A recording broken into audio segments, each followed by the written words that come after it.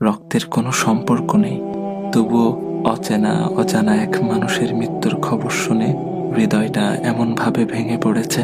এই ব্যথা কি আগে কখনো অনুভব করেছি? নিজেকেই প্রশ্ন করি। সব সম্পর্ক রক্তে বাঁধা থাকে না। কিছু মানুষ না জেনেই না চিনেই হৃদয়ের সবচেয়ে নরম জায়গায় স্পর্শ করে যায়, আর চলে গেলে রেখে যায় নামহীন এক দীর্ঘ কষ্ট। কেন জানি মনে হচ্ছে এই শোকটা শুধু তার চলে যাওয়ার নয়, এ যেন মানবতার এক নীরব অংশের বিদায়। চেনা ছিল না, কথা হয়নি কখনো, তবু তার অনুপস্থিতি হৃদয়ে গভীর শূন্যতা রেখে গেছে। একটা জিনিস খেয়াল করেছেন?